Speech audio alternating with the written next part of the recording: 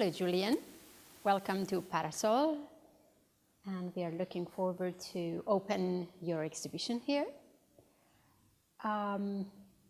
We have been talking a great deal, planning the exhibition. We had quite a number of meetings because doing or planning or staging an exhibition of your work obviously required a lot of thinking. It was not a number of great paintings that I saw that I liked, but it was more about the concept of this exhibition, which was quite complex. So I'm happy that we are there.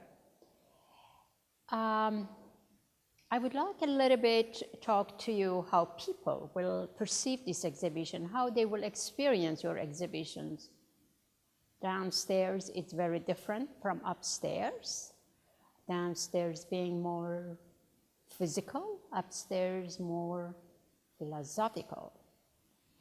But let's talk first about the title of the exhibition. People who walk on the street and will see the glass door, they will read Julian Charrière, "For They That Saw the Wind." What do you mean by that? Yeah, about the title, it's a biblical title, funny enough. It's coming from the Bible, and I don't want it to have it so biblical, so I kind of shot at it, just like cut it. So the end of this small sentence is not involved in the title because it was not relevant. But "For They That Saw the Wind," I think for me was like, it's like different idea within the title. So in one hand, "For They That Saw the Wind" is like, who are, I mean, the people which get the title, we're just going to ask them, who are there, though, that saw the wind? And just this question as a starting point for the whole exhibition was very important for me. So I didn't have an answer who they are. So that's why I was questioning. And that's why my title is a question. But at the same time, being bound with material which are heavy and heavy, not only in terms of weight in this gallery, but also in terms of time. And we were talking about time, which is very important for me. Like these salts in Bolivia is like 50,000 years of sedimentation to arrive to this like vast area called like Salar de Uyuni in central Bolivia, which is the biggest like lithium reservoir in the world. And so for me, as I always need to go to places, and even more today, just because of that. Like we are able to experience almost everything for our home, but actually we're just experiencing like a mode of representation. And tell me something about the color of these solutions. Well, here we have like three different elements, which are the salt bricks, which are cut from the surface. They're actually the negative form of one of the first evaporation pool of this lithium facility in Bolivia. And the lines are actually volcanic eruption, so they kind of show us like this time and this compression of time within the material. Then we have the white part, which are plaster and which are more like kind of telling us that something is missing. So I put just elements which are white, which are more giving us like the feeling of an absence. And then we have the triangle, which are filled with lithium brine, with the actual material that they are extracting there, and which end up in our batteries and almost everywhere, and kind of... and you mentioned they come from different pools. They come all from different pools and different concentration and solution. That's what makes them color. So if you have more sulfur, if you have more manganese, magnesium, it's getting different color, and also like the saturation in the solution is very different. And let's talk a little bit about the polygon, the Kazakhstan project. So polygon, that was actually before going to South America. Mm-hmm. I was invited to the Young Art Biennale in Moscow and decided to try to find something which kind of being related with our history, and I've been very interested anyway in Cold War. Why? Not because I was living in, but just like we are all like children of the post-Cold War somehow, and it's very important to look into that to figure out where I'm there now. So making some research, I discovered that there was actually this test site in Kazakhstan where Stalin made the first atom bombing or the first atom test. And they have been building a huge complex of concrete element tower, which are kind of like atemporal. They're not really related to any architecture, so it's very hard to say if they belong to something archaic or futuristic. They could be the set of like Why did they build those well, concrete that's actually elements? for scientific purposes. So they were just like measuring how the blast or How the blast the would blast affect. and the energy will affect like those things. And I decided to just go there and make 2 walks about it. The first walk, which is Somewhere, which is a movie, which is more like a landscape movie, but also taking the mythos of Icarus into the play, because it's a moment where scientists, I mean, if you look in the 50s footage, like a lot of scientists in just like shorts, sunglasses, looking at some atom mushroom in the Bikini Atolls, and they all die. So they were pretty much like playing with the fire and burning their wings. So I take the mythos of Icarus, the story of Ballard, and the plays, and made a movie, which is a bit about those 3 teams, and then I did the documentation, where I just objectively try, in the short amount of time I had there, because it's highly radioactive, so you can only stay like 45 minutes, and I was 4 days there and 45 minutes a day, because after that you just get your radiation quota for the next 5 years. So I tried to document all this tower, and just documenting the tower was for me not enough, because I'm not a photographer, so I wanted to try to get something more experience, and also like trying to show how the place, I mean, it's a very strange place, and it's very sad to be there, and it's very oppressing as an area, just like it's heavy to be there, and I try to. Is it heavy because of its memory, or actually you feel that heaviness?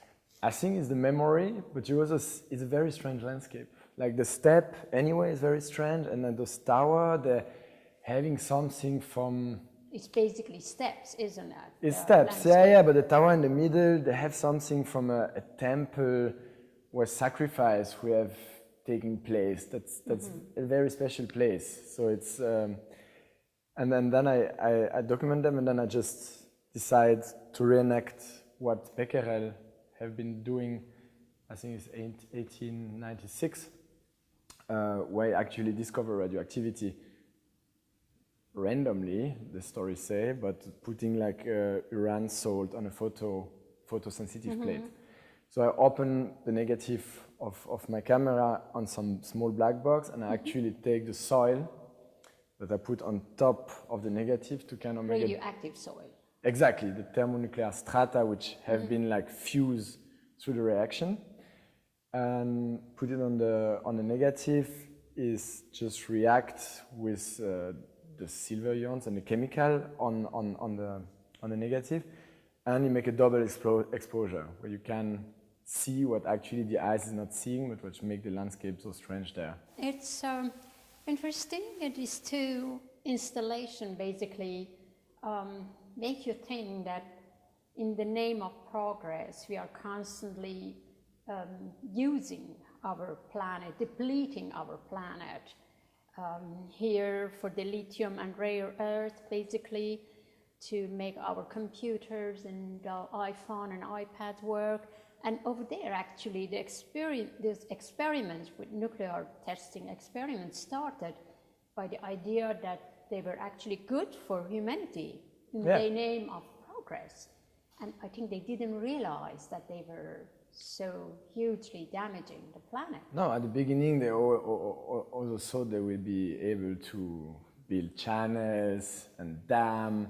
I mean, there was like a huge. And they did it. They did it. Yeah, they did it. They did a huge civil engineering program, which was all based on nuclear power. And then they start to make like electricity through power plants. Now, let's talk for a moment about the very beautiful work that I really love, and it's in the small dark room. Yeah, that's more like the secret room. And the title is so beautiful. and it says, somehow they never stop doing what they always did. Yeah. Let's talk about that a bit. Yeah, the secret space in the back. Secret space. Yeah, I mean, it is a little secret. Also, it's like, it feels a bit secret within the exhibition, but I think it's an important work to have in. This is a small sculpture, structure, model. I don't know, you call it how you want. I don't have like I a call name. it hover up.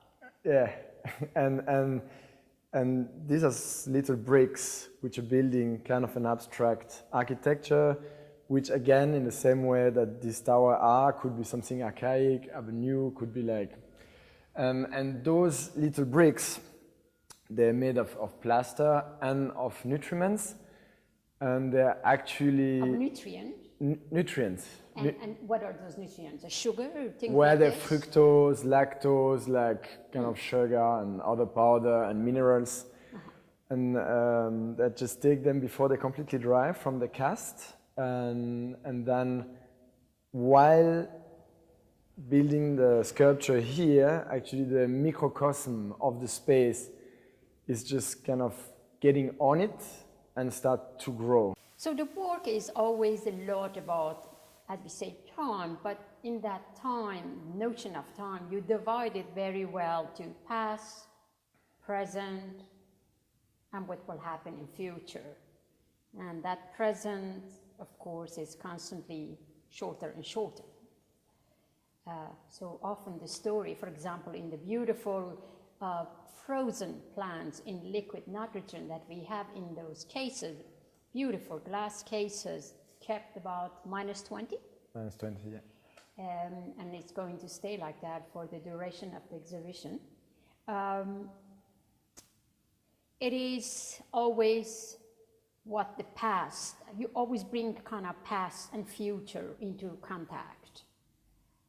Those plants are from, for example, they're very old plants. They're kind of cacti and orchids. They have survived many, many transformations in time, and they're about, the origin of them is like Cretaceous.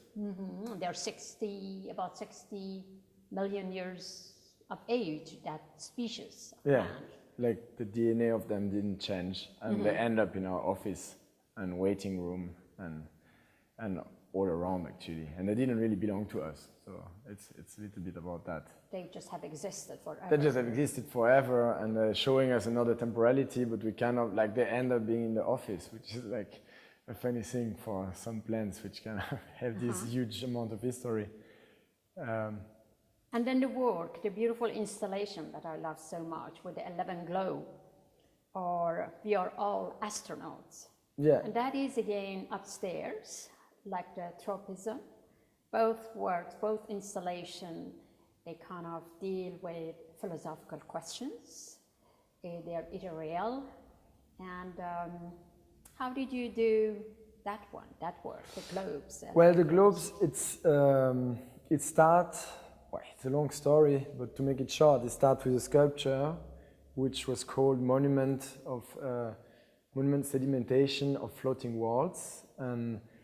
And I actually work with different embassies and different companies to get like soil and sand from all around the world. Like every country, which are recognized as country by the UN, I decided to try to get like a small like amount of physicality of those places.